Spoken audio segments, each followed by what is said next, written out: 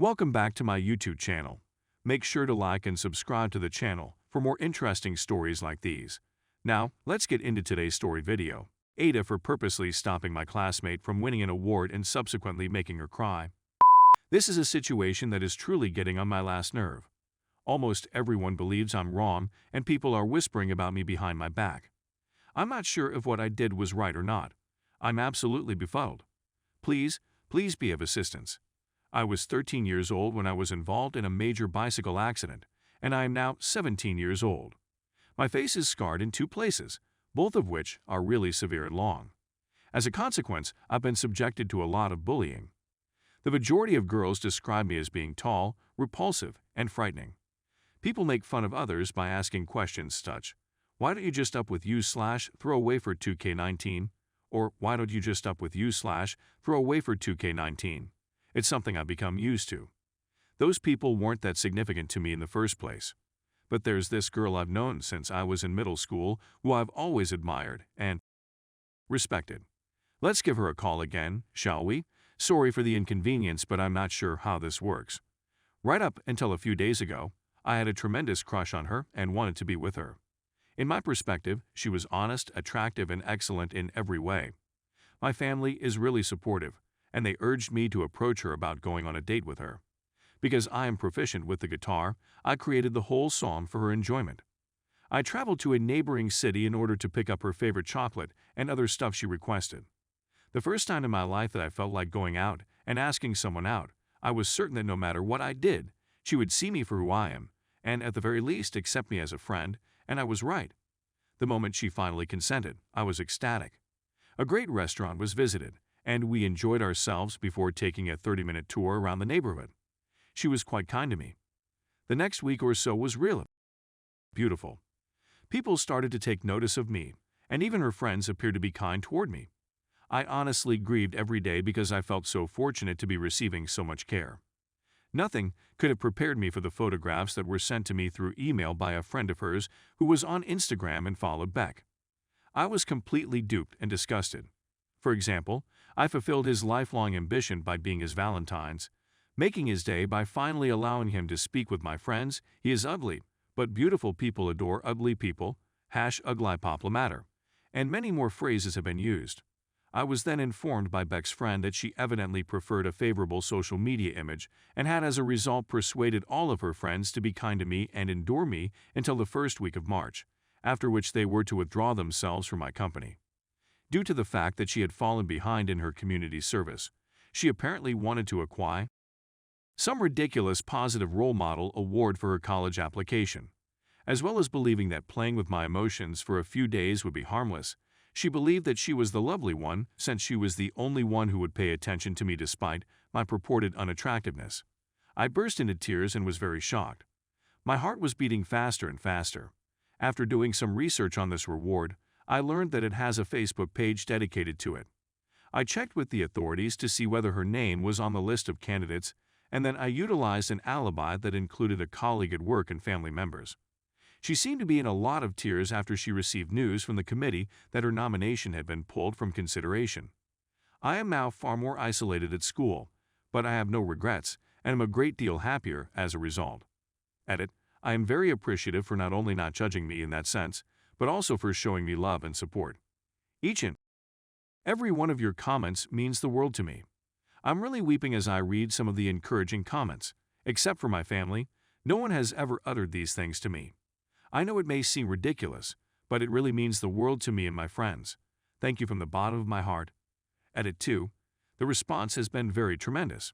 I pledge not to disappoint you and to continue to be a nice person. Thank you very much for the gold. Thank you all so much for your private notes as well. I've honestly gone through as many as I can and feel really blessed and appreciative. I truly wish you all a wonderful future. Thank you very much. This has been one of the most memorable experiences of my year. Edit 3. Please accept my apologies for making you bored with all of these adjustments. I just have no words to explain how thankful I am to you. Upon hearing about these posts, I shared them with my parents, who were equally moved to tears of joy. I owe a debt of gratitude to each and every one of you, and I adore each and every one of you. However, I've received an alarming number of direct messages, DMs, informing me that I could have exploited her physique and had some fun after discovering the truth and so on. Nobody, including myself, is this sort of person, and I hope no one else is either. I have a strong feeling of my own self-worth. Simply forcing relations with her is inappropriate. It's a terrible idea. I received URL to private webcams where she could be nude, among other things, from a small number of other DM. It's a little frightening. Those are the kind of people I am not and will never be. I just want to make the world a better place and to make the people in my immediate vicinity happier. Although I appreciate their assistance, their approach is just inappropriate. A lot of women are really remarkable. In addition to being wonderful, my mother, the lady who provided the screenshots, as well as my coworkers, and, I'm sure, many other ladies, are as well. Please do not suggest that I take the red pill or anything along those lines, for the simple reason that it is something I will never do. Please refrain from making broad generalizations, such as all women are manipulative, or all males are manipulative. This article is not anti-feminist or anti-woman. It is just me ranting about someone who I believe has injured me in some manner. Story 2. AITA for refusing to buy my stepdaughter a car like my daughter's. I am the mother of a 16-year-old daughter, female 38. Her father and I divorced around 7 years ago when he found he was gay. Rather of evicting us from our house, a big one in a gated neighborhood, and continuing to pay all of our expenses while also giving me with spending money to maintain my lifestyle, he elected to let us stay, which was a large one in a gated community.